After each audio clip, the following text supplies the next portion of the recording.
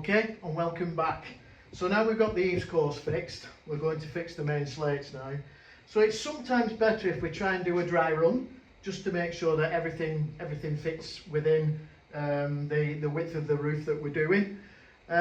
So first of all, if a dry verge is being fixed, we should fix that before we actually fix the slates on. So as I said before, we need to cut these now to get the broken bond, because obviously if they went there, we'll still have the gap in between, and the rainwater would run through the gap.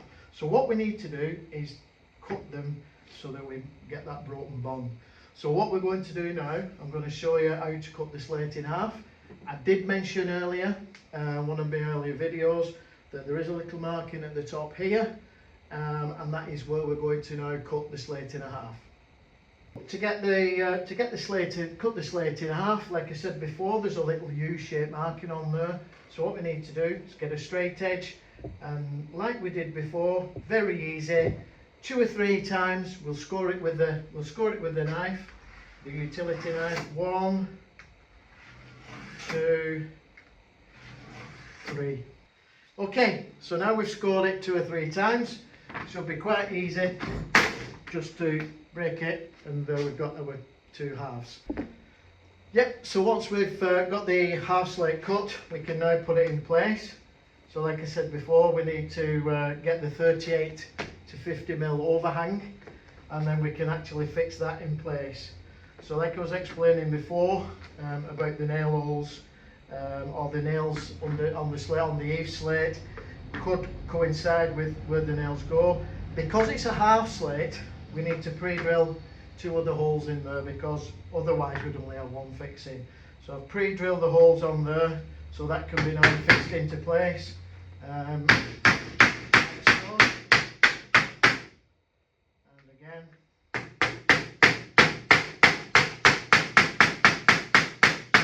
So now when the next slate goes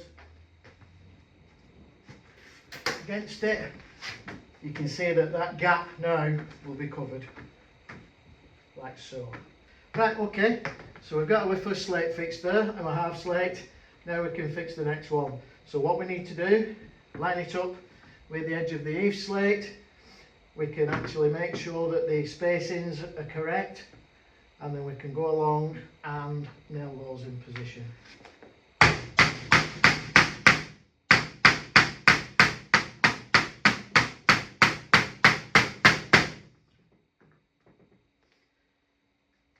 Like I said before, always make sure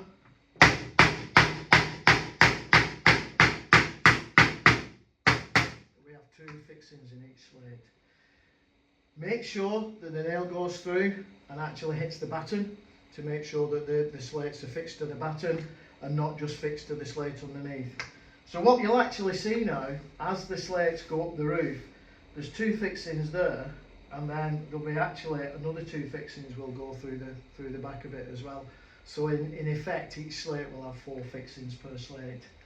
And then we can just carry on, and same again, we can line this slate up, and we have pre-drilled 2 nail holes again on there to make sure that we get 2 fixings on the half slate.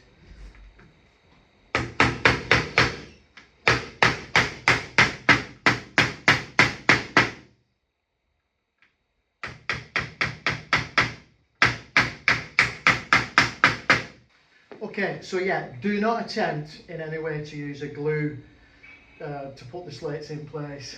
This must be mechanically fixed. Each slate's got to be mechanically fixed. And always use a butyl or bitumen based sealant. A silicone will not adhere to this. You can't get any adhesives that will stick to a polypropylene slate. Okay, so once we've got the first course in, we've got the eaves course, we've got the first course, then we can start moving up the roof. So as I explained in one of the previous videos, these little markings down the side denote how much exposure you have on the slate, dependent on the pitch. So we did this pitch previously, and it's 45 degrees. So at 45 degrees we have a 7.5 inch exposure. So what you would do, you would line up this 7.5 inch little tab for the exposure on the top of the slate underneath, and that gives you 7.5 inch. So that's 7.5 inch exposure there, and then you can make sure that they're lined up. We've got your 7.5 inch exposure, and then we can carry on, nail that into place. Oops.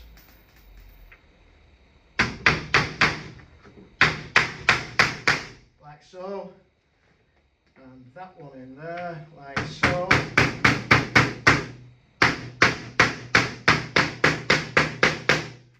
And I don't know if you remember, in one of my previous videos we spoke about the camber, which is an engineered camber. So once those nail holes are in there, it pulls the slate down and it holds the tail of the slate down. So it'll, if any wind comes up, it'll just go straight over the slate and it won't lift the tail of the slate.